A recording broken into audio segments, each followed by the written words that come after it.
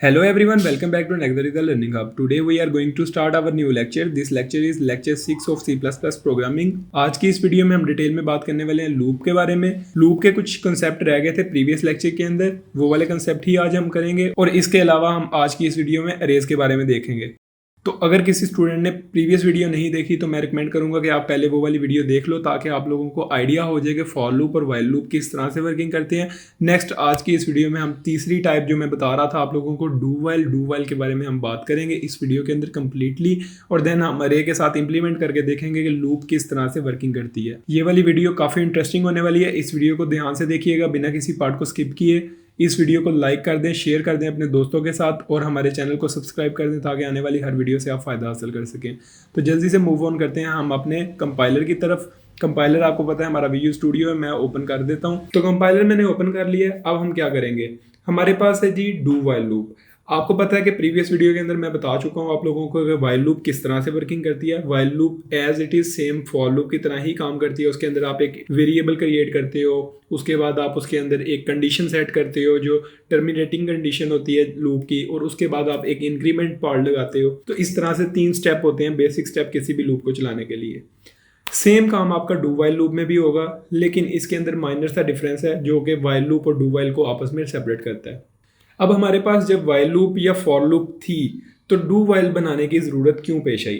Do while loop ऐसी loop है जो कि हमारी एक दफ़ा एग्जीक्यूट होती ही होती है। मीन्स टू से दैट कि अगर आप लोगों ने एक लूप क्रिएट की या एक कोई फंक्शन क्रिएट किया तो उसके दौरान आप एक लूप लगा रहे हो, लेकिन आप कह रहे हो कि मेरा फंक्शन जो है वो लूप को चलने से पहले उसे एक दफ़ा रन करे। एक दफ़ा चलने से मुराद ये है कि आपका जब भी लूप में आएगा तो पहले डू वाला पार्ट चलेगा, देन आपका वाइल वाला पार्ट चलेगा। वाइल वाले पार्ट के अंदर आपको पता है कंडीशन लिखी होती है हमारी पैरेंथेसिस के अंदर, तो कंडीशन हमारी बाद में चेक होगी, लूप पहले चलेगा। हालांकि फॉर लूप और जो सिंपल वाइल लूप है उसके अंदर क्या होता है कि हम पहले हमारी कंडीशन चेक होती है, देन हमारा लूप कंटिन्यू होता है। अगर पहली दफ़ा में ही हमारी कंडीशन फॉल्स हो जाए तो हमारा लूप चलेगा ही नहीं, यानी कि वो लूप से बाहर ही रहेगा। तो इस तरह से लूप की कुछ वर्किंग है फॉर लूप और वाइल लूप की। और डू वाइल में ये होता है कि आपका जो है वो एक दफ़ा चलना ही चलना है हर हाल में, उसके बाद कंडीशन चेक होगी। अगर तो कंडीशन ट्रू होती गई तो वो चलता जाएगा, जहाँ पर कंडीशन फॉल्स होगी आपको पता है कि वो टर्मिनेट कर जाएगा। तो सिंपल सा यही रूल है इसका, फॉर लूप का, वाइल लूप का और डू वाइल का। तो मैं डू वाइल आपको लिख के दिखा देता हूँ, देन हम कंटिन्यू करेंगे अपनी अरेज को। अरेज के बारे में आज की वीडियो में हम कंप्लीटली देखेंगे कि अरेज होती क्या है, किस तरह से वर्किंग होती है इनके ऊपर, और क्या क्या इसके अंदर फंक्शंस यूज़ होते हैं। प्रॉपर डिटेल में step by step each and everything इसके अंदर हम देखेंगे। तो जल्दी से मैं पहले आपको डू वाइल लूप करके दिखा देता हूँ। डू वाइल लूप किस तरह से करेंगे कि आप उसके लिए लिखोगे सिंपली डू के बाद आपने अपनी लगानी है करली ब्रैकेट्स। करली ब्रैकेट्स के अंदर आप अपना कोई भी कोड लिख सकते हो जो कि आपने प्रिंट करवाना है, एग्जीक्यूट करवाना है, कुछ भी करना है। तो मैं सिंपली यहाँ पे लिख देता हूँ नेक्स्ट लर्निंग हब।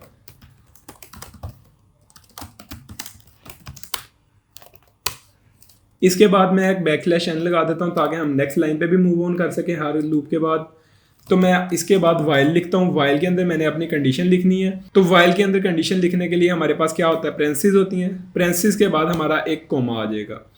तो इसके अंदर हम अपनी कंडीशन लिखेंगे। कंडीशन क्या होगी हमारी वो मैं आपको बता देता हूँ। आपने कंडीशन वही लगानी होती है टर्मिनेटिंग की, सिंपल सी, कि आपके पास एक वेरिएबल है वो कहाँ तक प्लस प्लस हो रहा है, तो वही वाली चीज़ आपने टर्मिनेट करवाने के लिए मैं एक वेरिएबल यहाँ पे क्रिएट कर लेता हूँ जो कि हमें स्टार्ट में करना चाहिए था। मैं इंट आई ले रहा हूँ, 0 से स्टार्ट कर रहा हूँ। तो उसके बाद हम इससे कह देते हैं कि आई जो है वो लेस देन रहे 3 से, यानी मैं 3 दफ़ा उसे प्रिंट करवाना चाह रहा हूँ, और आई जो है वो भी इसी के अंदर ही प्लस प्लस कर देते हैं। तो प्लस प्लस हम करते हैं इसके बाद। तो यहाँ पे एक क्वेश्चन रेज हो सकता है कि आई प्लस प्लस हम सी आउट के बाद लिखें या सी आउट से पहले लिखें। तो ये चीज़ मैं आपकी क्लियर करना चाहूँगा कि अगर आप लोगों को ये क्वेश्चन इंटरव्यू में पूछा जाए या आपके एग्जाम में कहीं क्वेश्चन आ जाए कि आई प्लस प्लस बाद में लिखा जाए या पहले लिखा जाए, तो उस चीज़ से लूप के ऊपर कोई फ़र्क पड़ेगा। तो आपने अपनी एग्जीक्यूशन करके देख लेनी है स्टेप बाय स्टेप के कोई फ़र्क पड़ रहा है या नहीं पड़ रहा। तो इस चीज़ का सिंपल सा असूल ये है कि आप देखें कि आई जब 0 आएगा पहली दफ़ा तो डू वाइल आपकी चलनी है, कंडीशन पहली तो चलेगी। उसके बाद आपकी कंडीशन चेक होगी, देन ये कंटिन्यू करेगा, आई प्लस प्लस होगा, और ये इस तरह से चलता रहेगा। तो इसमें अभी के लिए कोई एग्जीक्यूशन पे फ़र्क नहीं आएगा, आपका सेम ही काम करेगा। ये वाला डिफरेंस कहाँ पे आएगा वो मैं आपको नेक्स्ट वीडियोस के अंदर बता दूंगा।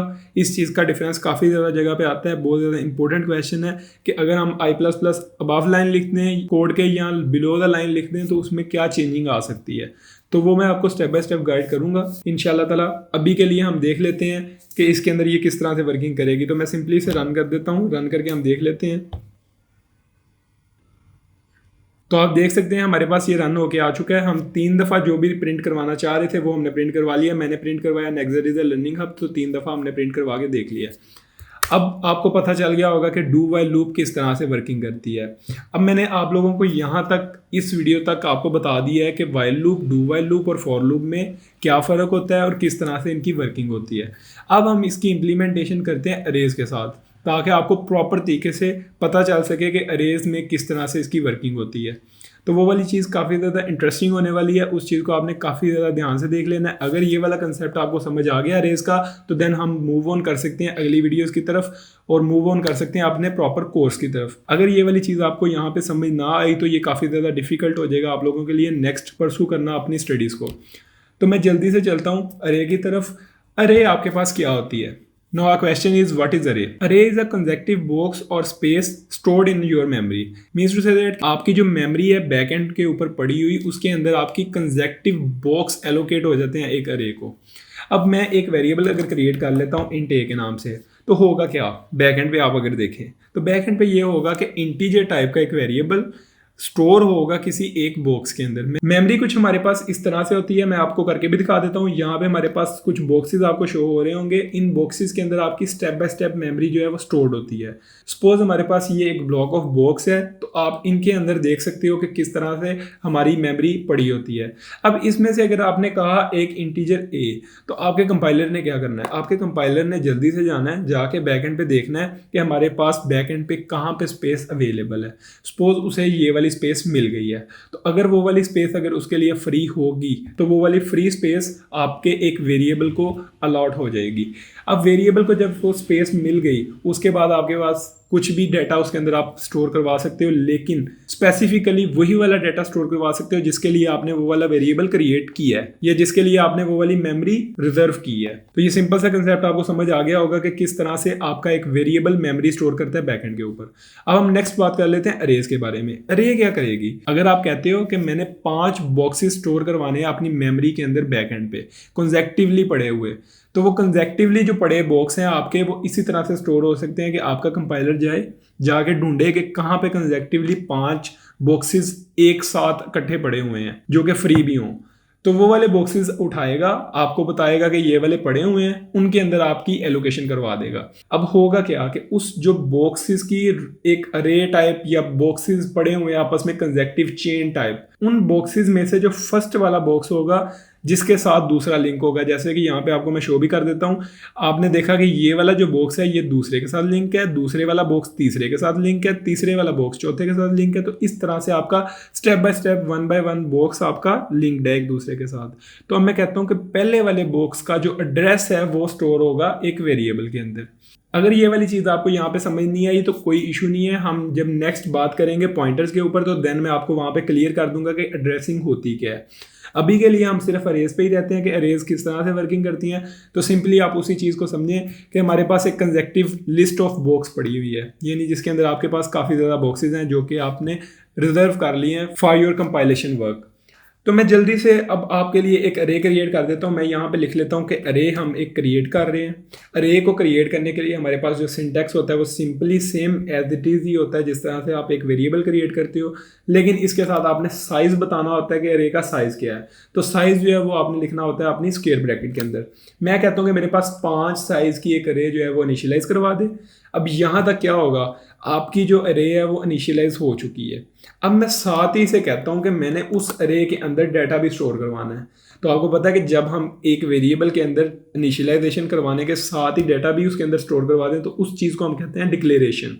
तो मैं यहाँ पे डिक्लेयर भी करवा देता हूँ कि हमारे पास जो डाटा पड़ा है वो 1 2 3 4 और 5 है, मतलब कि 5 ही मैंने एक अपने इंटीजर स्टोर करवा लिए अपनी इंट अरे के अंदर।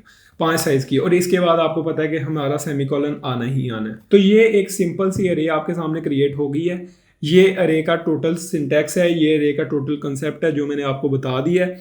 अब हम बात कर लेते हैं नेक्स्ट चीज़ की। नेक्स्ट चीज़ है हमारे पास के अरे के अंदर तो हमने डाटा स्टोर करवा लिया है, लेकिन अब इस अरे के अंदर से डाटा हमने रिट्रीव करना है। सपोज मैं कहता हूँ कि मैंने इसके अंदर से एक्सेस करना है डाटा, कोई भी एक 3, 4 या कोई 5 नंबर जो भी हमारे पास इसमें नज़र आ रहे हैं हमें विजुअलाइजेशन के दौरान, वो वाले नंबर हमने उठा के विजुअलाइज करने हैं कि यहाँ पे क्या पड़ा हुआ है। या सपोज इस तरह से कह लेते हैं कि हमारे पास ये चीज़ हिडन है, मैं इसे हाइड कर देता हूँ। अब आप देखें कि हमारे पास वो कहता है कि 5 साइज की एक अरे है, मुझे बताओ कि इसके तीसरे नंबर पे क्या पड़ा हुआ है, यानी तीसरे बॉक्स के अंदर क्या पड़ा हुआ है। तो इस चीज़ को एक्सेस करने के लिए कौन कौन से मेथड होते हैं वो मैं आपको अभी बताने वाला हूँ। सबसे पहले मैं एक चीज़ बता दूँ, इंडेक्स। इंडेक्स हमारे पास एक न्यू चीज़ है जो कि एक टर्म यूज होती है for indexing. What is indexing, मैं आप लोगों को गाइड कर देता हूँ। इंडेक्स वो चीज़ होती है जो कि आपकी एक नंबर अलॉट होता है किसी भी एक बॉक्स को। अब हम कहते हैं कि हमारा जो इंडेक्स है ना वो 1 का, यानी कि जो 1 यहाँ पे नंबर आपको शो हो रहा है, इसका इंडेक्स है 0। ठीक है, आपका जब भी इंडेक्स स्टार्ट होगा किसी भी अरे के अंदर तो वो 0 से ही स्टार्ट होगा, यानी कि आपने हमेशा 0 से ही इंडेक्सिंग स्टार्ट करनी है। प्रीवियस वीडियो में मैंने आप लोगों को वहाँ पे एक बताया था कि मैं नेक्स्ट वीडियो के अंदर बात करूँगा इंडेक्स हम 0 से क्यों स्टार्ट करते हैं फॉर लूप के अंदर। तो उस चीज़ का आंसर ये है कि हमारे पास जो इंडेक्स होता है अरे के अंदर वो हमेशा 0 से स्टार्ट होता है। दैट्स वाई वी यूज़ 0 इन अरे, फॉर लूप और वाइल लूप। ठीक है, हमारे पास जब भी अरे हम क्रिएट करते हैं तो उस टाइम हमारे पास जो इंडेक्स आता है उसको रिट्रीव करने के लिए, उसके अंदर डाटा स्टोर करवाने के लिए हम फॉर लूप के अंदर आई का जो वेरिएबल है या जे का जो वेरिएबल हम बना लेते हैं उनके अंदर हम 0 ही स्टोर करवाते हैं। तो अब आप लोगों को वो वाला क्वेश्चन क्लियर हो गया होगा। अब मैं जल्दी से कोई डाटा इसमें से रिट्रीव करता हूँ। सपोज मैं कहता हूँ कि मेरे पास जो 3 नंबर पे डाटा पड़ा है ना, मुझे वो प्रिंट करवा के दिखाए। अब हम अगर विजुअलाइजेशन करें तो हमारे पास 1, 2 और 3 नंबर पे हमारे पास 3 पड़ा है, लेकिन आपकी जो अरे है उसके लिहाज से काउंटिंग कहाँ से स्टार्ट होती है, 0 से। तो आपने 0 से ही काउंट करना स्टार्ट करना है। ये चीज़ का आपने खासा ध्यान रख लेना है। ये काफ़ी ज़्यादा इंपॉर्टेंट चीज़ है समझने के लिए कि आपकी जो इंडेक्सिंग है 0 से स्टार्ट होती है। That's why you need to start your counting from 0 index. तो आपने कहना है 0, 1 और 2 मीन्स टू से दैट कि 2 इंडेक्स के ऊपर आपका 3 पड़ा हुआ है। तो मैं कहता हूं कि 2 इंडेक्स के ऊपर जाके हमें प्रिंट करवा के दिखा दे कि हमारा क्या पड़ा हुआ है। तो आपने सिंपली एक अरे लिख लेना है, अरे के साथ आपने उसका इंडेक्स बता देना है कि किस इंडेक्स का आपने डाटा रिट्रीव करना है। तो मैं एंडल लगा देता हूं तो आपके नेक्स्ट लाइन करके आपको विजुअलाइजेशन आसानी करा दे। तो आप लोग देख सकते हैं कि हमारे पास जो नंबर आया है वो हमारे पास 3 आया है। अब 3 कैसे आया है, आपने काउंटिंग की 0, 1, 2 इंडेक्स के पे क्या पड़ा हुआ है, हमारा 3 पड़ा हुआ है, 3 उसने प्रिंट करवा दिया है। तो आप इस चीज़ को इस तरह से एक्सेस कर सकते हैं किसी भी इंडेक्स को बाय अरे, कि आपने ये वाला इंडेक्स जो है वो रिट्रीव करना है, उस इंडेक्स के ऊपर आपने जाके कोई मॉडिफिकेशन करनी है, स्पेसिफिकली वैल्यू ऐड करनी है, वहाँ पे सब्ट्रैक्ट करनी है, वहाँ पे सी इन करवाना है, वहाँ से सी आउट करवाना है, आप कोई भी फंक्शन यूज़ कर सकते हो। मैं आपको स्टेप बाय स्टेप गाइड करने वाला हूँ। दैट्स वाई मैं आपको एक एक स्टेप्स में हर चीज़ बताऊंगा कि किस तरह से आप वैल्यू ऐड कर सकते हैं अपनी अरे के अंदर, किस तरह से आप वैल्यू इंसर्ट करवा सकते हैं अरे के अंदर, किस तरह से वैल्यू आप रिट्रीव करवा सकते हैं, किस तरह से आप मुख्तलिफ फंक्शन इसके ऊपर अप्लाई कर सकते हैं। हम ईच एंड एवरीथिंग देखेंगे। तो अभी के लिए आपने देख लिया कि किस तरह से हम कोई एक्सेस कर सकते हैं डाटा थ्रू अरे।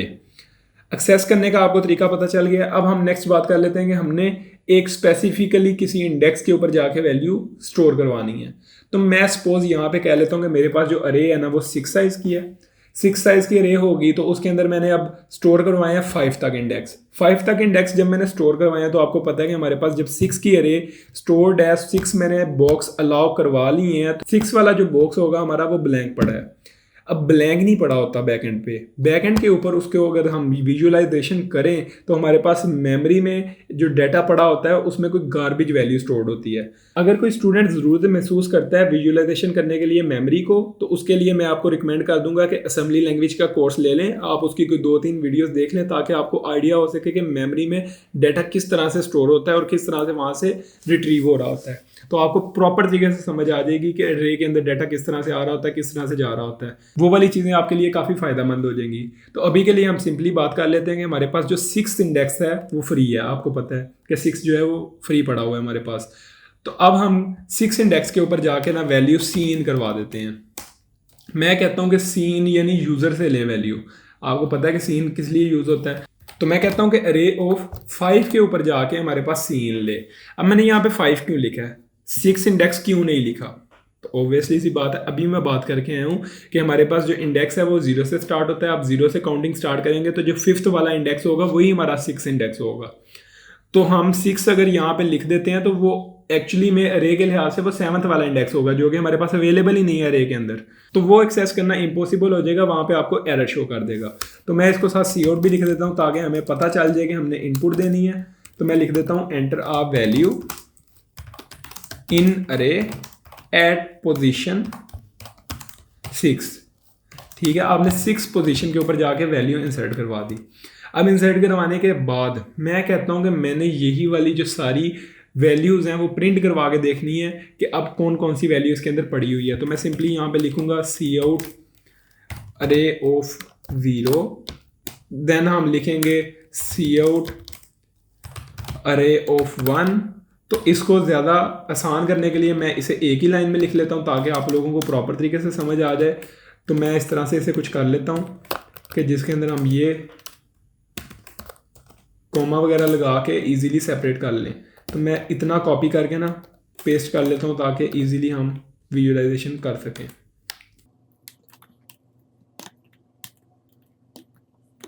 तो 0 1, नेक्स्ट है हमारे पास यहाँ पे 2, नेक्स्ट है हमारे पास यहाँ पे 3, नेक्स्ट है हमारे पास यहाँ पे 4 और यहाँ पे हमारे पास 5।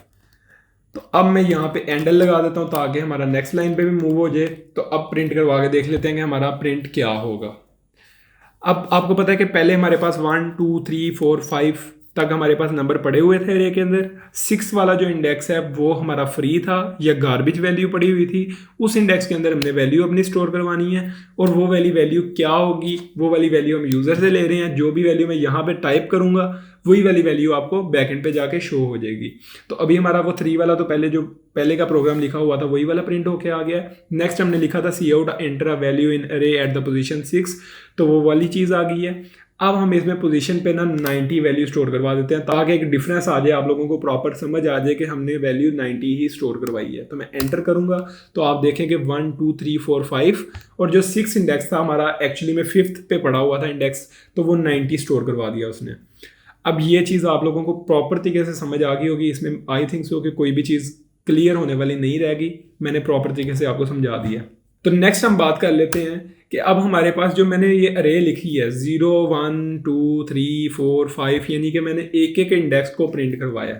अभी अगर हमारे पास यही वाली अरे आ जाती है सपोज 60 70 या 80 नंबर्स की, क्योंकि हमने जब डेटा स्टोर करवाना है यूज़र्स का, आपको पता है कि हम जब एग्जाम ले रहे होते हैं, एग्जाम कंडक्ट करवा रहे होते हैं, तो उसके बाद हमारा जो रिजल्ट बनता है वो भी इसी तरह अरे के अंदर ही स्टोर होता है। तो अरेज के अंदर जब हमने डाटा स्टोर करवाना है तो अब मैं इतनी दफ़ा अरे को लिखूंगा कॉपी करके कि हमने इस बंदे का डाटा रिट्रीव करना है यहाँ से, या ये इस तरह से करूँगा मैं काम। वहाँ पे हम ऐसे नहीं कर रहे होते, वहाँ पे हम यूज़ करते हैं लूप का। लूप का एक्चुअली यूज़ कहाँ पे होता है वो यहाँ पे आपको समझ आ जाएगा कि लूप कहाँ पे एक्चुअली में यूज़ होती है प्रोग्रामिंग करते वक्त। लूप को हम यूज़ करते हैं कि हमने जब डाटा लेना हो, अरे का पूरा डाटा प्रिंट करवाना है, तो मैं उसे अब किस तरह से लूँगा। मैं सिंपली फॉर लिखता हूँ। आप लोगों की आसानी के लिए मैं बता दूं कि आप जब यहाँ पे फॉर लिखेंगे ना, तो फॉर लिखने के बाद आपको यहाँ पे नीचे शो भी हो रहा होगा कि आप यहाँ से फॉर पे क्लिक कर दें। तो फॉर पे क्लिक करने से आपको क्या होगा, आपका प्रॉपर तरीके से एक सिंटैक्स शो हो जाएगा आपको कि किस तरह से आपकी फॉर लूप वर्किंग करती है। तो ये वाली चीज़ आसानी करती है आपकी जब आप प्रोग्रामिंग कर रहे होते हैं। लेकिन इसके लिए मैं आपको ये चीज़ गाइड कर दूं कि ये 2022 के बाद ही आया, यानी कि VU Studio 2022 ही होगा। तो वहाँ पे आप टैब यूज़ कर सकते हैं अगर 2013 वाला चला रहे हैं, या होप्सो के 2019 में भी ये आ चुका था। तो ये देखें हमारे पास ये पूरा प्रॉपर सिंटैक्स बन के आ गया है। अब उसने कहा कि यहाँ पे आप साइज़ बताओ ये किस टाइप का डाटा है, तो मैंने उसे कहा जी इंटीजर टाइप का डाटा है मेरा। देन हमारे पास वो कह रहा है कि लेंथ बताओ कहाँ तक आपने चलाना है, तो मैं कह रहा हूँ कि मेरी 6 तक चलाए। 6 तक क्या मतलब है इसका, कि मेरे पास 6 इंडेक्स पड़े हुए हैं। 6 इंडेक्स किस तरह से आप काउंट करें, 1 2 3 4 5, और 6 वाला जो है हमने यहाँ पे जो अरे के अंदर दिया हुआ था ब्लैंक, मैंने आपको बताया, तो हमने कहा कि मैंने 6 तक चलाने हैं। तो अब यहाँ पे आप लोगों का एक क्वेश्चन हो सकता है कि सर हम 0 से स्टार्ट कर रहे हैं अरे को, तो जब हम 6 तक लेके जाएंगे तो 0 से 6 तक तो हमारी वैल्यू काउंट करेंगे तो 7 हो जाएंगी, आपने पहले बताया था। तो मैं यहाँ पे आप लोगों के लिए बता दूं आसानी के लिए कि हमने कहा है कि आई जो है वो लेस देन 6 हो। लेस देन 6 से मुराद ये है कि आई ने सिर्फ 5 तक ही रहना है। आई 5 से जैसे ही अबव होगा देन हमारी कंडीशन यहाँ पे टर्मिनेट करवा जाएगी। ये चीज़ आपको विजुअलाइजेशन में करवा देता हूँ कि किस तरह से ये एक्चुअली में वर्क करती है। आपकी ये 0 पे चलेगी, 1 पे चलेगी, 2 पे चलेगी, 3 पे चलेगी, 4 पे चलेगी, 5 पे चलेगी और 6 पे जाके ये टर्मिनेट कर जाएगी। यानी कि 6 लेस देन 6 जहाँ पे आ गया तो आपको पता है 6 लेस देन 6 जो है वो कंडीशन फॉल्स हो जाती है। आपने नॉर्मली मैथ में देखा होगा। तो इस तरह से ये आपकी जो है ना 0 से लेके 5 तक ही चलेगी। आपको मैं प्रिंट करवा के दिखा देता हूँ। इसके अंदर हम सिंपली अब लिखेंगे क्या, अब हम लिखेंगे अरे, और अरे के अंदर आपको पता है कि हमने जो इंडेक्स देना होता है, इंडेक्स आपको पता है यहाँ पे मैंने 0 देना है, नेक्स्ट हमने 1 देना है, नेक्स्ट हमने 2 देना है। तो आपकी जो अरे है वो भी सेम इसी तरह से वर्क कर रही है। तो मैं यहाँ पे आई दे देता हूँ। आई जो है वो बार बार वर्क करेगा। पहली दफ़ा 0 के लिहाज से, देन वो करेगा 1, then 2, then 3, then 4, then 5, then 6, इस तरह से वो चलता जाएगा। तो आपको नॉर्मली पता चल जाएगा कि किस तरह से आपका डाटा जो है वो स्टेप बाय स्टेप पड़ा हुआ है।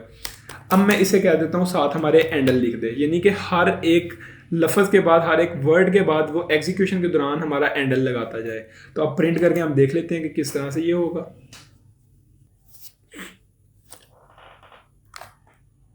तो आप लोगों ने देखा कि हमारा यहाँ तक तो डाटा वही वाला प्रीवियस जो कोड लिखा हुआ था। अब हमने जो नेक्स्ट फॉर लूप लगाई है, फॉर लूप से हमने सिंपली वही वाला डाटा रिट्रीव कर लिया 1 2 3 4 5 10 तक। तो इस तरह से आपकी फॉर लूप या वाइल लूप या डू वाइल लूप यूज होती है for arrays. I think so कि आप लोगों को एक्चुअल पर्पस पता चल गया होगा कि फॉर लूप या वाइल लूप या लूप का क्या काम है अरेज के अंदर। तो मैंने आप लोगों को प्रॉपर तरीके से हर चीज़ गाइड कर दी है। आई थिंक तो कि आप लोगों को समझ आ गई होगी। अगर आप लोगों को मेरी वीडियोस अच्छी लग रही हैं तो मेरे चैनल को सब्सक्राइब कर दें, इस वीडियो को लाइक कर दें, शेयर कर दें अपने दोस्तों के साथ। आज के लिए इतना ही, मिलते हैं नेक्स्ट वीडियो में इंशाल्लाह ताला। अल्लाह हाफिज़।